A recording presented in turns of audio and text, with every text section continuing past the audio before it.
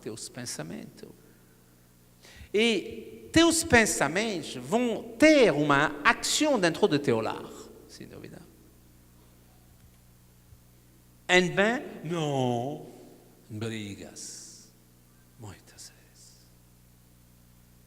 Tu vai jogar a culpa sobre teus filhos ou tua esposa. O mal está dentro de você. Impaciência gera a doença, tristeza. Por causa de tua impaciência, quantas brigas tem no teu lar? Aí vai, impaciente, bota um pouco de maldade também, dá um belo molho. Mas não é a culpa de tua esposa ou de teu filho ou cachorro que latiu, mijou aqui em cima do tapete. Você. Então, quando você está triste, não pensa, isso aqui é fundamental, não pense que tua tristeza é provocada por inimigo exterior. E minha sogra, meu vizinho, o cachorro embaixo lá, do apartamento de baixo, que está latindo dia e noite. Não pense que é inimigo exterior. O inimigo está dentro de você.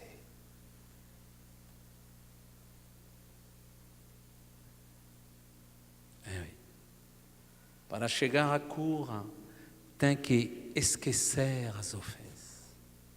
Tem gente que são magoados e que vem contar nos outros. Eu fui magoado por fulano, e depois eu vou te contar também. E fulano. Vai resolver uma coisa? Gente que nos decepciona todo dia, toda hora. Abre mão. Abre mão. Agora, o que vocês vão ver e ouvir, eu não conheço um texto mais belo, mais forte que este texto. Extraordinário isso. Vai, Marcela. Se alguém guarda Devagar. Se alguém guarda a lembrança daquele que o insultou, roubou, desprezou, ele deve se lembrar dele como um médico mandado por Cristo e o considerar como um benfeitor. Luciano, você me desprezou. Você me insultou. Você me decepcionou tanto. Eu esperava tanto de você. Justamente você me deu a resposta que eu nem me imaginava. Certo? Continuar. Pois se você se queixa, é porque sua alma está doente. Como é esta frase? Pois se você se queixa, é porque sua alma está doente. Continua. Se você não estivesse doente, você não sofreria. Você viu? Repita esta frase. Se você não estivesse doente, você não sofreria. Mas que parte dentro de mim está doente? Meu orgulho ferido, minha frustração, meu orgulho, minha felicidade baseada sobre valores materiais e não felicidade baseada sobre você. Continua. Dê graças por este irmão. Então, Luciano, eu vou dar graça para você. Eu vou dar graça para você. Porque você é meu médico. O médico de minha alma doente. Continua. Pois graças a ele, você conhece a sua doença. Reze por ele. Considere que o que vem dele são os remédios mandados pelo Senhor.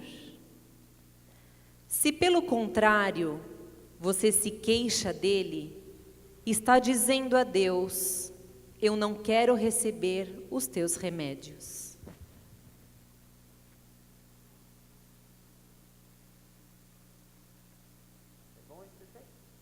Sim.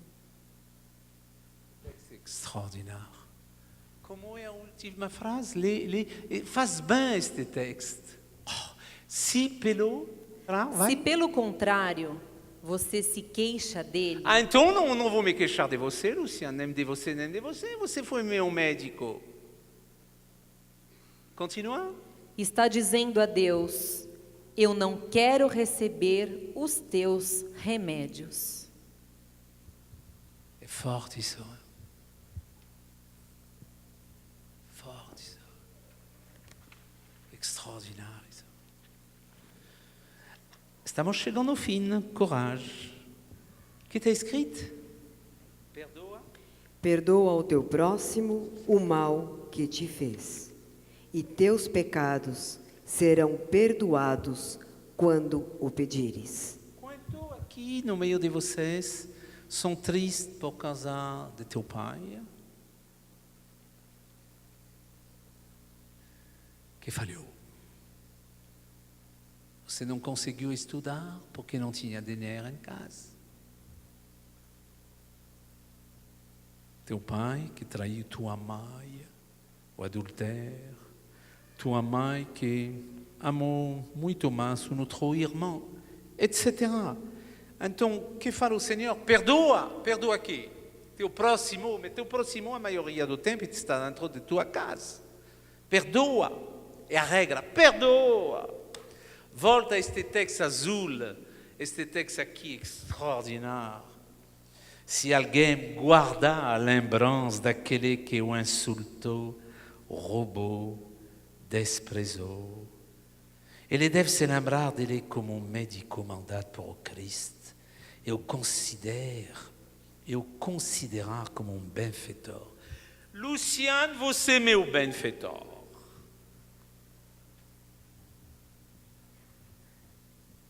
Aí muda o foco, o olhar da gente completamente. Então, a acceptação da ofensa, do ferimento, vai permitir ao Cristo de te curar. Primeiro, tem que aceitar. E de mudar tua tristeza na alegria. Gente que vão te decepcionar, que vão te machucar, vai ter ainda milhões na tua frente. Lembra-te deste texto que estava em tese. Aceitar a ofensa. Escuta bem, isso aqui é muito importante. Você não tem isso aqui, hein? A acceptação, sim, lê isso aqui. É maravilhoso isso. Vai. A aceitação da ofensa, do sofrimento, permite ao Cristo de te curar e de mudar a sua tristeza para alegria. Em vez de culpar aquele que te ofendeu, passa a culpar a si mesmo. Reconheça que você é digno da ofensa em razão do seu pecado. Como você motivou esta ofensa? Como você motivou? Vai. Por uma palavra, uma atitude ou um gesto inconveniente. Você está jogando a culpa sobre uma outra pessoa que te ofendeu, insultou. Mas veja, na raiz das coisas, não foi você. Quando uma palavra inconveniente, uma atitude, um gesto, veja. Se você se examina com cuidado, tu vai descobrir tua plena responsabilidade. E tu vai passar a culpar a si mesmo e não os outros. Senão, tu nunca vas ter o descanso. Nunca. Senão, Cristo não vai poder tirar de ti o espinho que se chama morte e tristeza. Nunca. Para isso, vamos ver de uma maneira mais concreta, rezar intensamente. O triste é uma pessoa que não reza. Mudar. Mas que eu tenho que fazer? O que eu tenho que fazer? Ler Vida Decente. Eu, todo dia, leio Vida Decente. Porque são gente que na feito com o mesmo barro como eu. Eu vejo como eles lutam, vêm suas paixões, crescem, vai me fazer bem, me fortalece, me dá esperança. Faça isso. Salmo é um delício de ler um salmo cada dia. Você vai se deliciar. Faça isso. A palavra de Deus vai furar como um cunho que a gente bota numa madeira para rachar esta madeira. Vai abrir um caminho até a raiz de tua tristeza.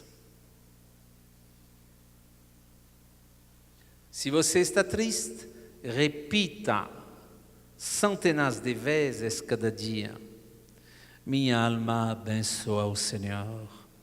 E tudo que está em mim abençoa o Senhor. Minha alma abençoa o Senhor. E tudo que está em mim abençoa o Senhor. Seu nome é o Salmo 103. Que fala o Senhor? Alegrai-vos sempre no Senhor. Repito, alegrai-vos. Escuta bem isso. Estamos chegando ao fim, coragem. O que você tem que fazer? Aquele que ouça o rádio todos os dias, um radialista ou um jornalista, vai acabar, pensar como radialista ou jornalista. Eu me faço entender? Sim ou não? Bom. Agora, se todo dia tu repita versículo de um salmo ou um parágrafo do Evangelho, tu vas acabar pensar como ele é. Sim ou não? Tu vas te impregnar dele. Em vez de te impregnar de um radialista cheio de paixão e de violência e de limitações, tu vas te impregnar do Senhor. Está claro isso? Horas ocioso durante teu dia. Você tem muito, eu também. Esperando o elevador, numa fila, no trânsito, no banco. Tanto, repita, repita, repita. Frase de salmo. Elas vão te levar a uma cura profunda. Profunda. Que está escrito no Salmo 104? Alegrai-vos sempre no Senhor. Como está escrito? Alegrai de vez em quando no Senhor. Está escrito? Alegrai-vos sempre. Não, no Senhor. está escrito alegrai de vez em quando.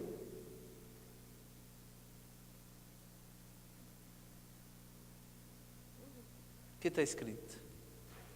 Alegrai que? O Salmo 103. 104, que está escrito?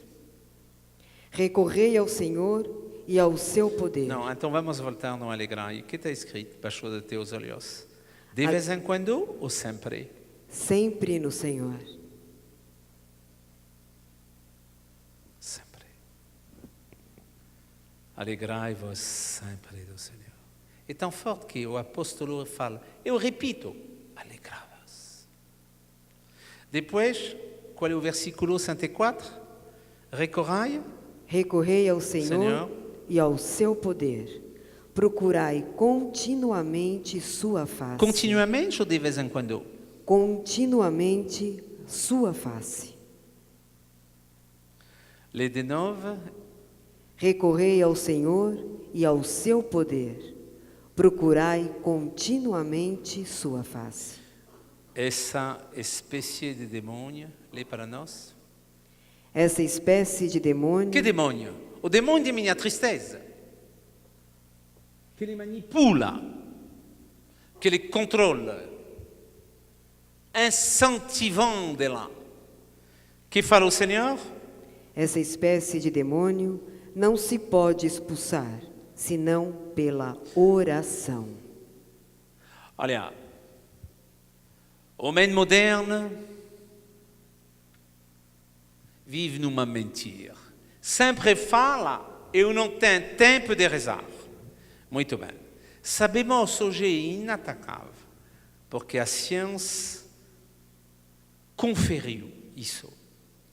30 minutos de adoração relaxada na frente do Senhor é equivalente a 3 horas de sono. 30 minutos igual 3 horas de sonho. Então não fala que tu não tem tempo de adorar e rezar. O remédio fundamental, a coisa mais importante de um homem nesta vida, é só uma, é a oração. A oração. Este negócio de 30 minutos igual a 3 horas, há tempo que foi descoberto pelos monges. Eu fui no Mont Athos, um mosteiro ortodoxo no Mont Athos, na Grécia. À 2 horas da manhã, cansado ou não, tem sempre um monge educado e manso para dar chuta forte na tua porta, para te levantar devagar e correr na igreja para rezar 2 horas e meia. Os primeiros dias, a gente tituba durante o dia. Eu não vou aguentar. Mas depois, sim.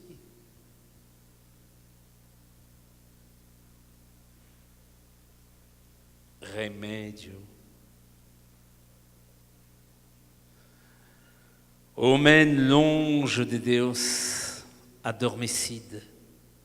Essa aqui, escuta bem essa aqui. São para todas as mulheres. Eu falo as mulheres porque a mulher, muitas vezes, a conversão de um homem chega pela benção de sua esposa. As mulheres são mais abertas ao mundo transcendental e espiritual e sofrem muito do fechamento de seu esposo. Aqui vou explicar por que isso. O homem adormecido e longe de Deus. Lê isso aqui, Marcela. Lê para mim. Eu vou comentar isso.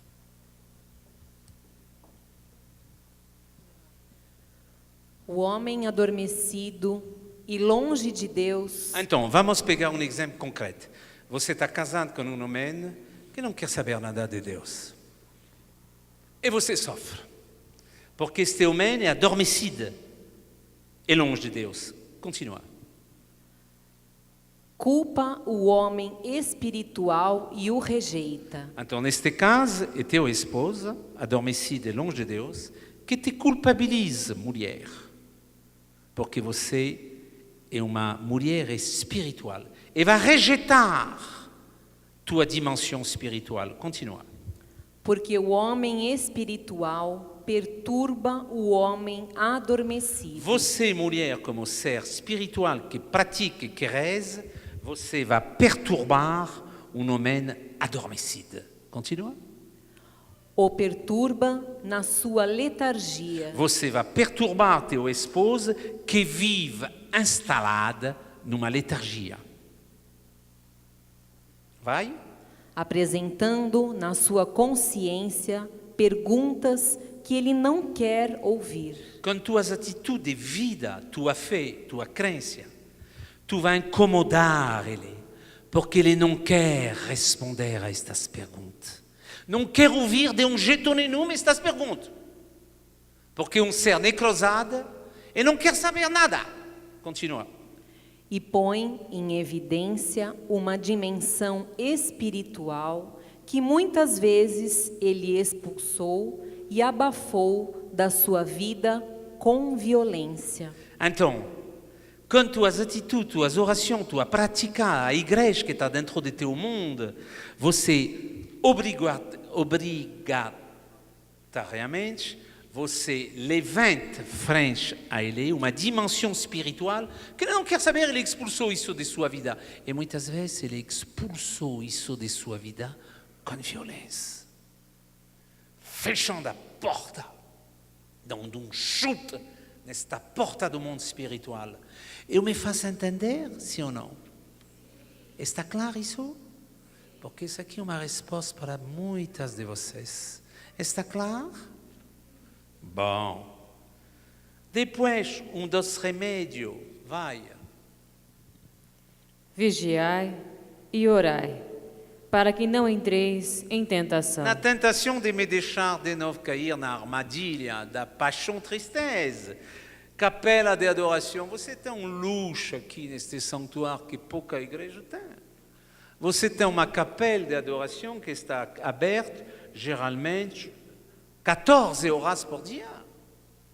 Talvez você não saiba, mas nós, os servos, ministros, os 6 primeiros meses, adoramos 4.600 horas.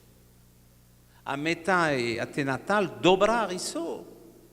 Se eu pergunto a vocês, todos vocês que adoram, te faz bem, sim ou não? Um pouco ou muito? E você? Muito bem. E você? E você, te faz mal de adorar? Não? É de graça.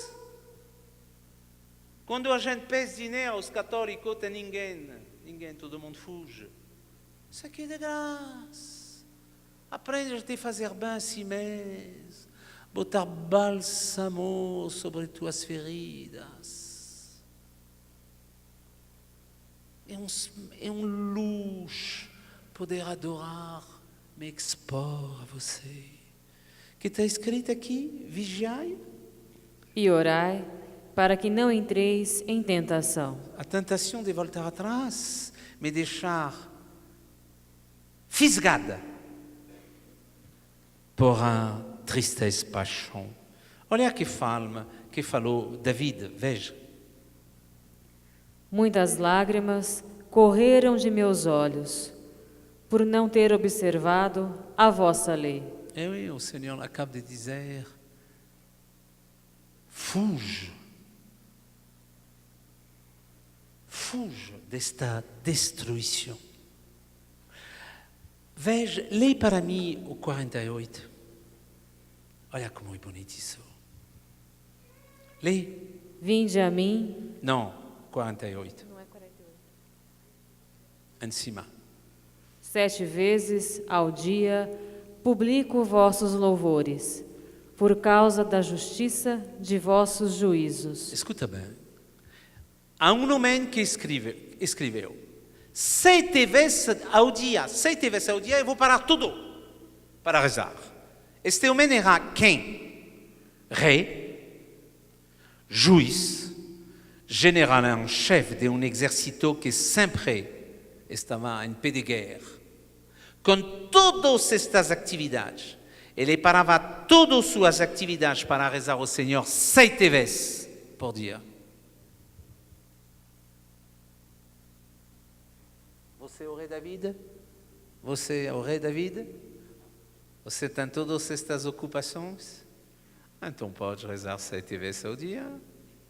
Está te faltando de tempo para rezar? 30 minutos de adoração, equivalente a 3 horas de sono. Estamos chegando no fim. Então, o primeiro passo para a tristeza, solidão e se apoiar sobre estes pensamentos. Nunca serei sozinho com você. Nunca. Nunca. Deus é um Deus amoroso, extremamente amoroso e carinhoso. E como Deus amoroso, Ele quer passar tempo com você. Mas tu não quer. O drama de tua vida é que tu não quer. Ele quer te visitar, mas você está cheio de coisas a fazer, mas interessante. E tu vira a costa a ele. Ele te ama, isso te deixa indiferente. Ele fala, tu não quer responder. Ele te chama quantas vezes por dia, tu não quer te mexer. Você é demais ocupada. E todas as atividades de tua vida testemunham que Deus não tem lugar no teu coração. E se Ele tem lugar no teu coração, e depois de todas as tuas atividades, se sobra